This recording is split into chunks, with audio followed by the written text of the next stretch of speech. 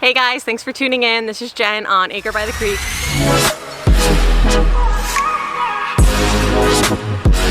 Oh gosh. Oh no. She pulled out steaks. No, P, please don't pull out more, baby. Oh goodness. How am I gonna tell who was who, baby? We're doing an experiment.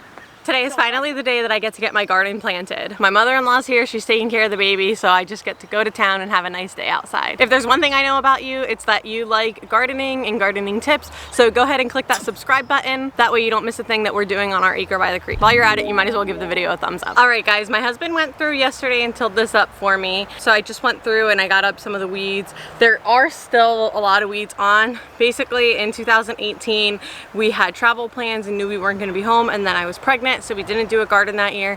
And then in 2019 I was full-blown into the newborn stage with my daughter, so I also knew I wasn't going to do a garden that year. So this space has basically been growing a lawn for the last couple of years, so I already know going into this season I'm going to be fighting weeds a lot, but I tried my best to clean a lot of it up. I'm just going into it knowing that this is going to be kind of a high maintenance kind of deal this year with the weeds, which is okay. I'm ready for it and I know that I have to be out here weeding. But this is what I'm working with here today. I tried to get it leveled off as best as I could. It's probably not up to my husband's standards, but there's no really high or low spots. You want everything to drain really evenly, so that's important to make sure that you have everything pretty well leveled off. So now we can just get to planting. If I'm being honest with you guys, I wasn't even gonna film this video. I was talking to my husband last night and I told him that I was gonna do this, that I was gonna plant the garden today, but that I didn't think I was going to film. And the reason was, I said, it's just kind of boring content. It's like, you know, I'm just digging holes, throwing the plant in, and it's not very complicated. And I said to him, I don't really try to make things seem like they're so fancy or so complicated, because it's really not. It doesn't have to be. Through our conversation, he encouraged me to make this video. He said maybe this is something that someone needs to see. There's just so many people who are trying to make it seem like gardening is such a hard thing to do, or that you have to have every single parameter exactly right to get it done.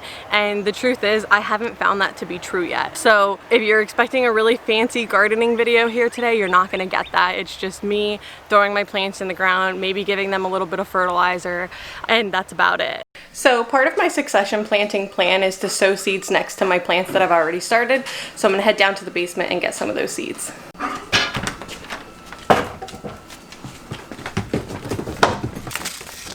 going to do a cantaloupe, spaghetti squash, cucumber, squash. And I'm going to put some basil in next to my tomatoes. If you've been binge watching gardening videos like I have, you've seen this egg and banana hack that everyone's doing, so I figured I might as well try it too. So before I get into planting everything, and I just wanted to give you guys a little bit of an idea of what we're doing here, we are going to be implementing some vertical gardening, and that's why I'm able to put so much into our 18 by 18 space. On either side of the garden fence here, we're going to have cattle panel trellises coming up and over, so all of my big bushy vining crops are going to be on either side, and they will trellis over so that they're not taking up valuable real estate in the garden. And then in the middle of the garden, I'm going to do a bunch of varieties of tomatoes and peppers. So putting all of my plants that are going to get really big up and over the sides of the garden is really going to help me be able to utilize the main garden space for other things that I can or pickle or put into salads or whatever we want to do later on. Alright, I got the map. Now I know what I got to do. Okay, so I'm going to go ahead and do my first row here along the fence. That'll be some of the vining stuff. I'm just going to come in like 2 feet off of the fence, that way we have space to put the T-stakes in for the cattle panel trellis. Alright, so I have a spaghetti squash, 2 zooks, 2 cukes, and then a cantaloupe and a honeydew, and then I'll do seeds here of the cantaloupe and honeydew so I can get some succession there. Now you can plant this whole peat pot in. I'm just in the habit of taking them out. I guess I feel like I want to give the roots enough room to spread out, so I still like taking my plant out of the peat pot.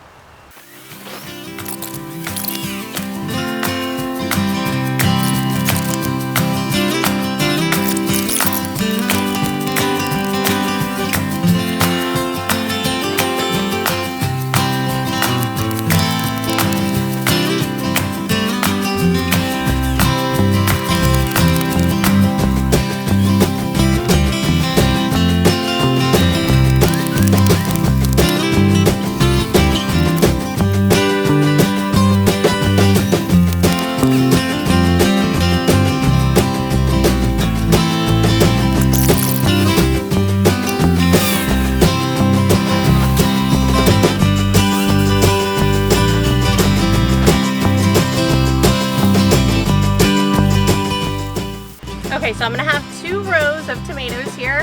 I have 4 of each variety, which are cherry, Roma, and Better Boys. Guess I'll get digging.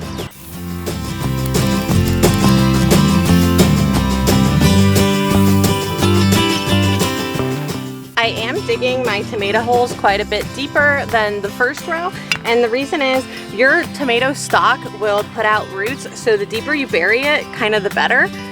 So I'm gonna be, basically it's gonna just look like a little baby plant sticking out of the ground, and that's just gonna help it get a lot stronger.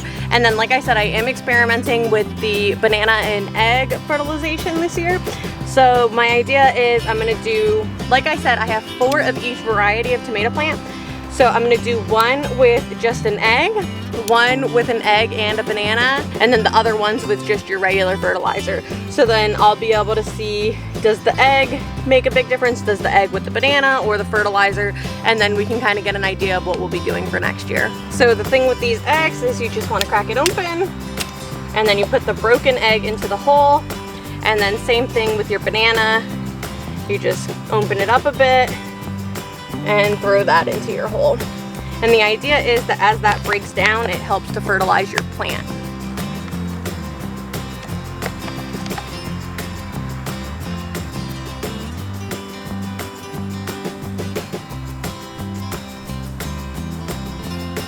And for the experiment, I'll just label this one egg and banana on the back of the card.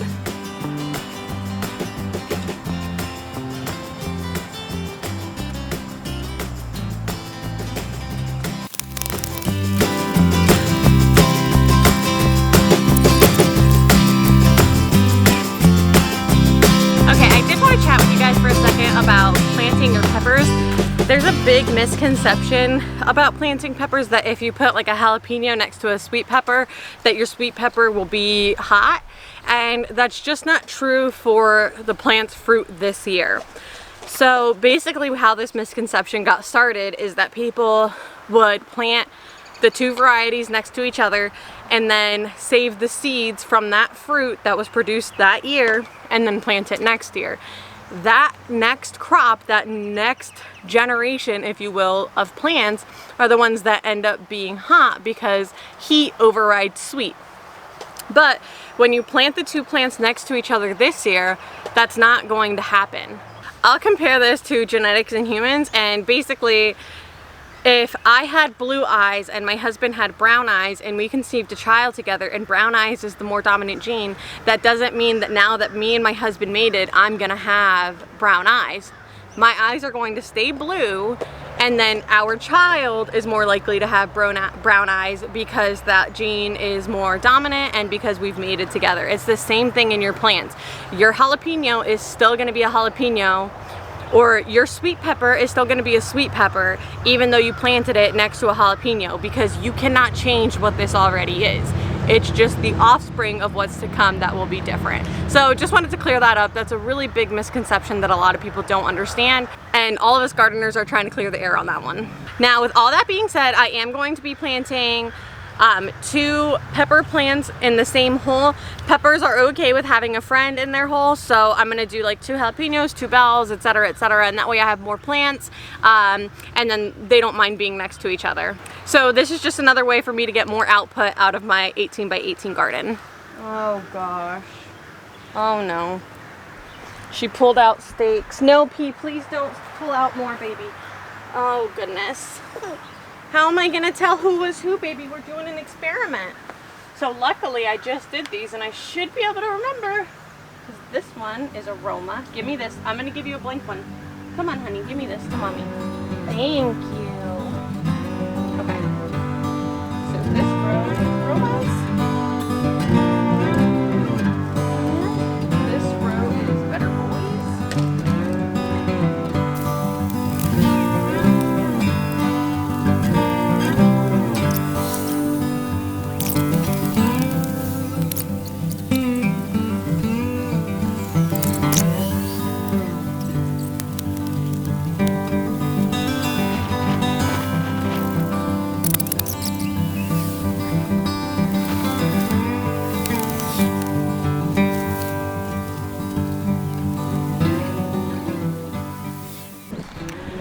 All right, guys, Don't say I didn't warn you. I told you it wasn't going to be a fancy showy video. But last step is always watering your plants in. When you go to water your plants, say you started in the morning and now it's middle afternoon and it's really hot, just wait until later to water. When you water your plants and it's really hot out, you can burn the leaves with any water droplets that kind of end up cooking on the leaves. So it's better just to wait until a little while later when it cools off to water.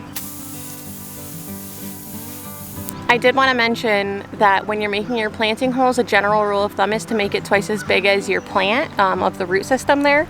The exception to that rule is your tomato plants, which I did show you. You want to plant those nice and deep so they can root out and become stronger. But typically for most of these plants, I was just digging them about twice the size of whatever container they were in and throwing them in with a little bit of fertilizer, and then they're good to go. If you were kind enough to watch this video to the end, be sure to give it a thumbs up.